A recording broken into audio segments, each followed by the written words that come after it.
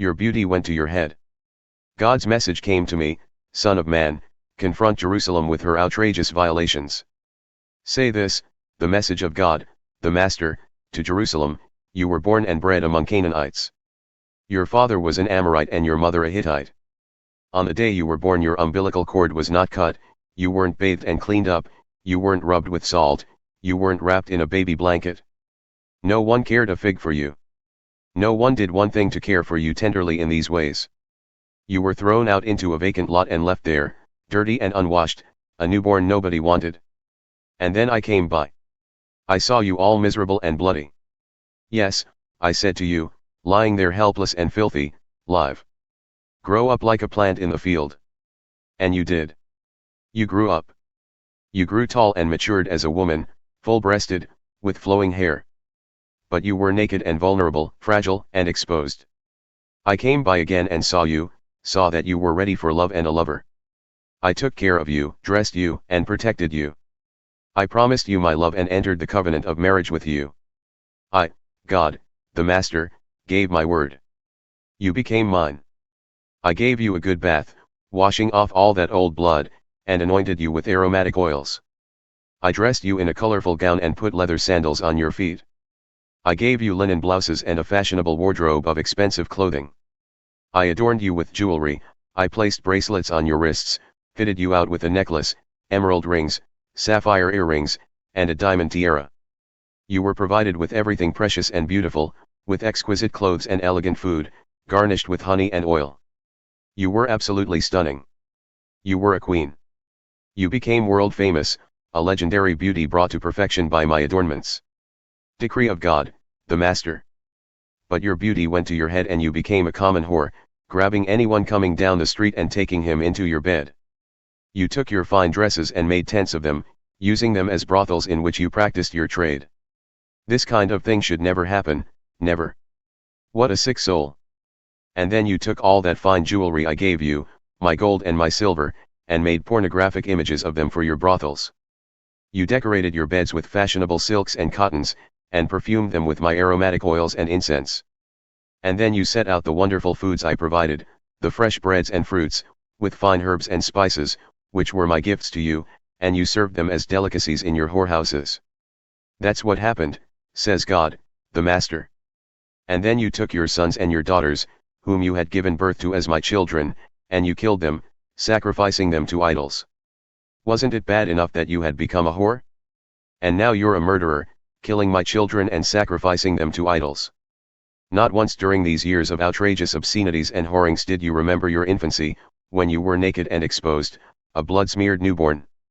And then to top off all your evil acts, you built your bold brothels in every town square. Doom. Doom to you, says God, the Master. At every major intersection you built your bold brothels and exposed your sluttish sex, spreading your legs for everyone who passed by. And then you went international with your whoring. You fornicated with the Egyptians, seeking them out in their sex orgies. The more promiscuous you became, the angrier I got. Finally, I intervened, reduced your borders and turned you over to the rapacity of your enemies. Even the Philistine women, can you believe it? Were shocked at your sluttish life. You went on to fornicate with the Assyrians. Your appetite was insatiable. But still you weren't satisfied. You took on the Babylonians, a country of businessmen, and still you weren't satisfied. What a sick soul.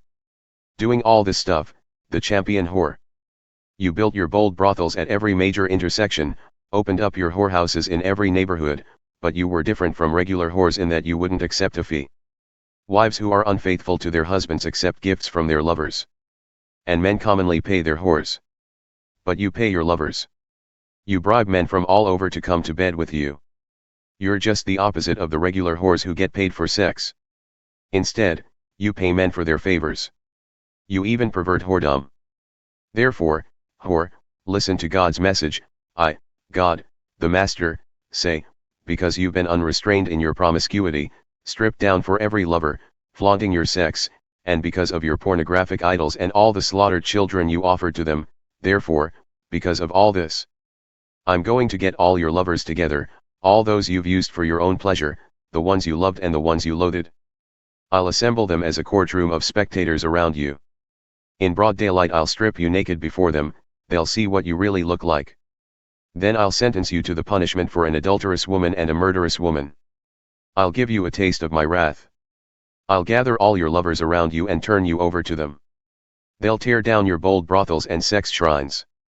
They'll rip off your clothes, take your jewels, and leave you naked and exposed. Then they'll call for a mass meeting. The mob will stone you and hack you to pieces with their swords. They'll burn down your houses. A massive judgment, with all the women watching. I'll have put a full stop to your whoring life, no more paying lovers to come to your bed. By then my anger will be played out. My jealousy will subside. Because you didn't remember what happened when you were young but made me angry with all this behavior, I'll make you pay for your waywardness. Didn't you just exponentially compound your outrageous obscenities with all your sluttish ways? Everyone who likes to use proverbs will use this one, like mother, like daughter.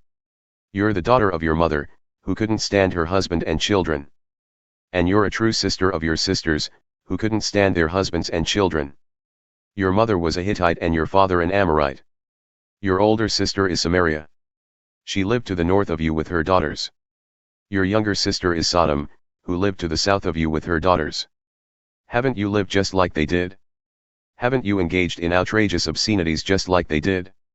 In fact, it didn't take you long to catch up and pass them. As sure as I am the living God. Decree of God, the Master, your sister Sodom and her daughters never even came close to what you and your daughters have done. The sin of your sister Sodom was this: she lived with her daughters in the lap of luxury, proud, gluttonous, and lazy. They ignored the oppressed and the poor. They put on airs and lived obscene lives. And you know what happened, I did away with them. And Samaria? Samaria didn't sin half as much as you. You've committed far more obscenities than she ever did. Why, you make your two sisters look good in comparison with what you've done. Face it, your sisters look mighty good compared with you. Because you've outsinned them so completely, you've actually made them look righteous. Aren't you ashamed? But you're going to have to live with it. What a reputation to carry into history, outsinning your two sisters. But I'm going to reverse their fortunes, the fortunes of Sodom and her daughters and the fortunes of Samaria and her daughters. And, get this, your fortunes right along with them. Still, you're going to have to live with your shame. And by facing and accepting your shame, you're going to provide some comfort to your two sisters. Your sisters, Sodom with her daughters and Samaria with her daughters, will become what they were before, and you will become what you were before. Remember the days when you were putting on airs, acting so high and mighty, looking down on sister Sodom? That was before your evil ways were exposed. And now you're the butt of contempt, despised by the Edomite women, the Philistine women, and everybody else around. But you have to face it, to accept the shame of your obscene and vile life. Decree of God, the Master.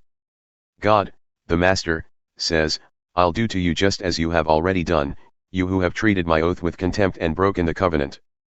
All the same, I'll remember the covenant I made with you when you were young, and I'll make a new covenant with you that will last forever. You'll remember your sorry past and be properly contrite when you receive back your sisters, both the older and the younger.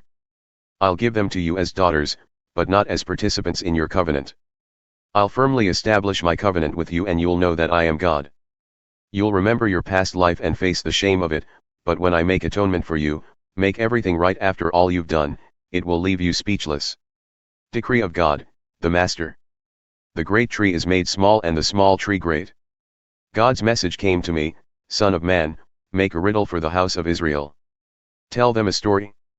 Say, God, the Master, says, a great eagle with a huge wingspan and long feathers, in full plumage and bright colors, came to Lebanon and took the top off a cedar, broke off the top branch, took it to a land of traders, and set it down in a city of shopkeepers.